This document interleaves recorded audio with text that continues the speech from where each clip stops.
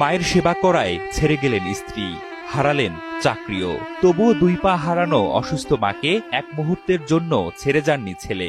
মায়ের প্রতি এমন ভালোবাসার অনন্য দৃষ্টান্ত স্থাপন করেছেন এক সন্তান। আমার সংসার আছে, সংসার আমার নাই, আমি আমার মাল লাগিয়ে করে দিচ্ছি। আমাদের এই সমাজে এমন কিছু কিছু মেয়েরা বসবাস করে যারা কি বলে জানেন?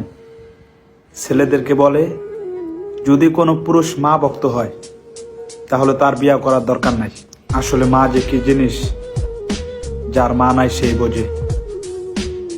মায়ের জন্য ছেলেরা সবকিছুই করতে পারে, এই দুনিয়ার সবকিছু ছাইরা দিতে রাজি, তারপর মাকে ছাড়তে রাজি নাই।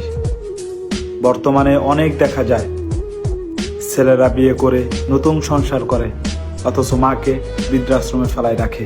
এইসব ছেলেদের জীবনে কোনো উন্নতি আসে নাই। এক সময় না এক সময় তারা ধ্বংস হয়েছে। বাইরের জন্য অনেক দোয়া রইল, ভাই বউ গেছে তো বউ পাইবেন, কিন্তু একবার মাকে হারাইলে এই মাকে কিন্তু আর পাইবেন না। মাকে সেবা করে দেখিয়া, মায়ের দেখাশোনা করে দেখিয়া বউ চলে গেছে। কোন সমাজে আমরা বসবাস করি? আজকে যদি এই মেয়েটার মা যদি এমন হইতো তাহলে কি হইতো বলেন? নিজের মার যত্ন আর আরেকজনের মার যদি আরেকজনের যত্ন নেয় তাহলে আর এই জিনিসটা ভালো লাগে না। নিজের মা মা, শাশুড়ি আর মা না। আল্লাহ এইগুলার হেদায়েত দান করুক।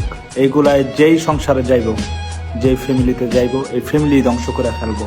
বউ তো সে হওয়ার যোগ্য যে তার নিজের মাকে যেমন মা মনে করে সে তার শাশুড়িকেও সেমনই মা মনে করব। মা তো মাই, আপনার মা হোক, আমার মা হোক, যার মা হোক। মায়েদের যারা সম্মান করতে জানে না তারা কখনো বউ হওয়ার যোগ্য না, ভালো একটা সন্তান হওয়ার যোগ্য না। যারা তাদের নিজের স্বার্থের লেগা মাকে দূরে ফেলাই দেয়, মাকে বৃদ্ধাশ্রমে রাখে, তাদের ধ্বংস অতি শীঘ্রই হয়। তারা দুনিয়াতে শান্তি মতো বাঁচতে পারে না। দোয়া রইল বাইটার জন্য, আল্লাহ যেন তাকে দীর্ঘ হায়াত দান করে, আল্লাহ যেন তার মার অসুস্থতাটাকে সুস্থতা দান করে। সবাই তার পাশে থাকবেন, তো ভালো থাকবেন সবাই।